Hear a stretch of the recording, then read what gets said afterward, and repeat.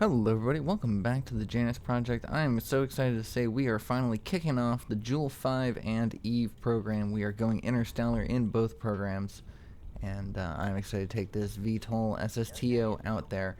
This episode, however, is going to be mostly unnarrated. I'm going to pop in here and there, but for the most part, just kind of enjoy the flight as we take this craft up into space, into orbit, or attempt to anyways, in both the third person and first person view. I'll talk more about the craft, its capabilities, and the overall missions in the next episode, but for now let's just focus on getting the space plane and its 4 Kerbals, a pilot, 2 engineers, and a scientist up in low carbon orbit. I'll see you soon.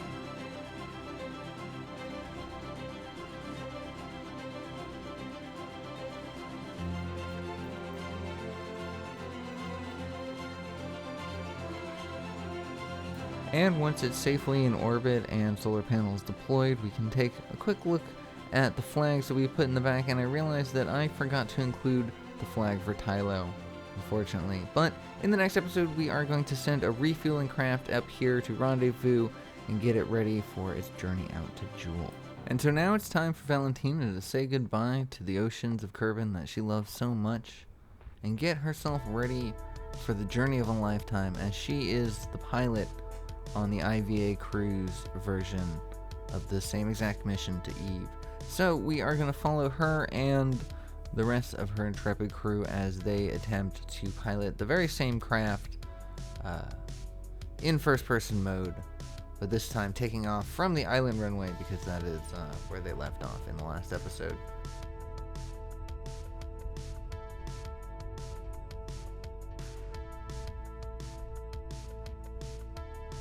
Alright, Valentina, come in for a nice smooth landing. Well, I guess that was smooth. Well, I'm sure that's not indicative of your piloting skills in any way, and today's flight will go much smoother.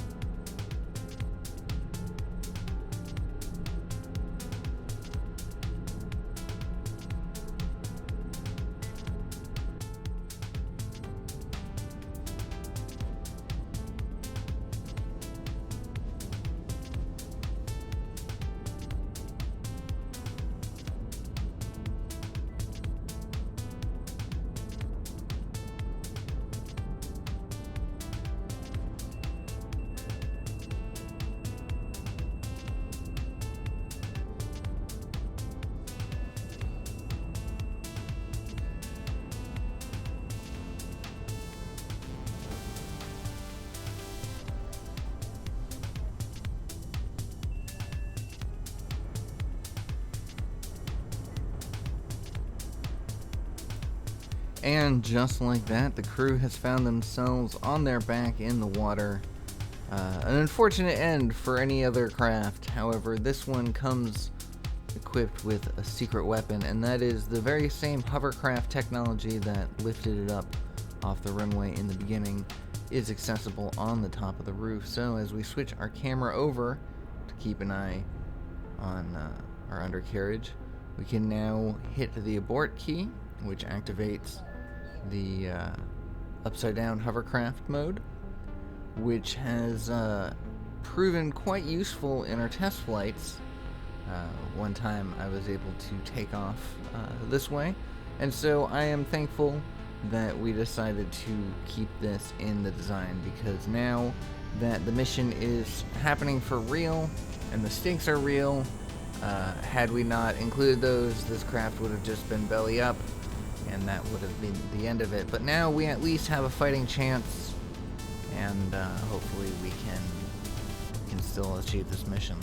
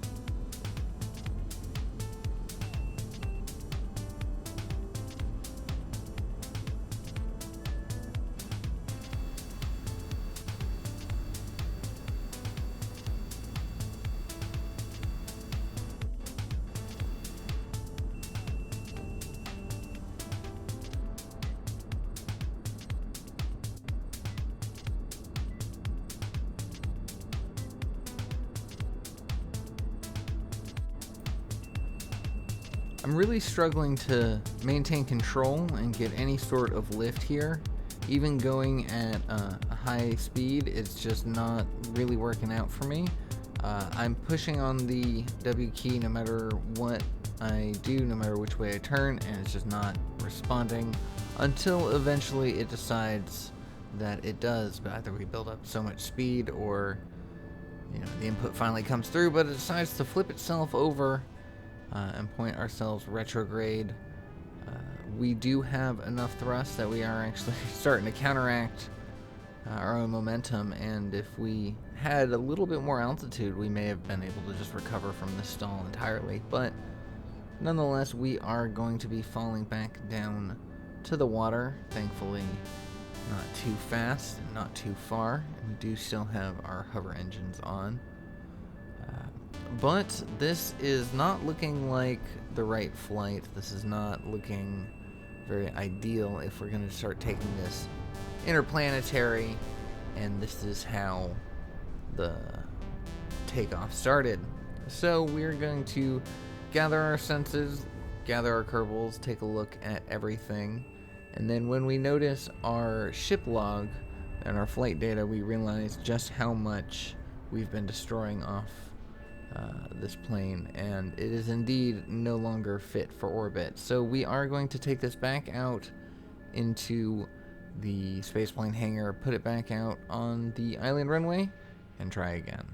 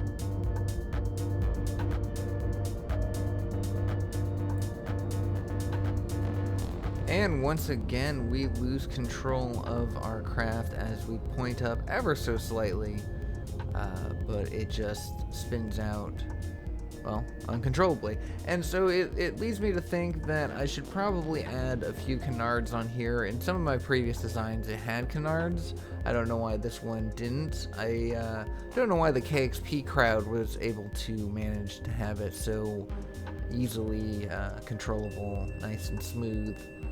Takeoff, like first try, no issues. This is attempt number 2 for the IVA crowd. So we will take a second, since they did not make it to orbit. The plane is still technically in the hangar. We're going to throw some canards on here, and hopefully that will give us the amount of control we need.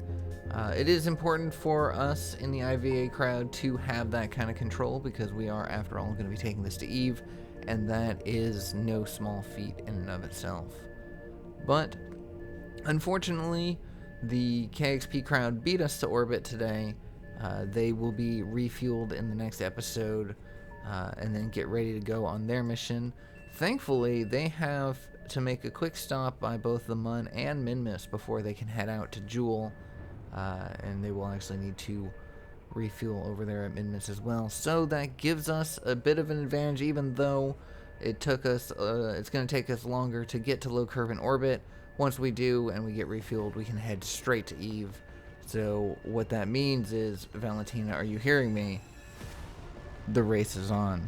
We can still make it. IVA can be the first to get Interplanetary, to put Kerbal boots on another celestial soil, plant a flag in the name of the Janus Project. I want to thank everybody for being so patient with my sporadic uploads these past couple weeks. It has taken a lot of time and effort to build this craft that you're seeing here, but I'm very excited to get back into it. But anyways, that is where I'm going to leave today's episode. Thank you so much for watching. I hope you enjoyed it. I hope you're looking forward for more KSP. If you did think about subscribing, drop me a like, let me know your thoughts, and I will see y'all in the next one. Take care.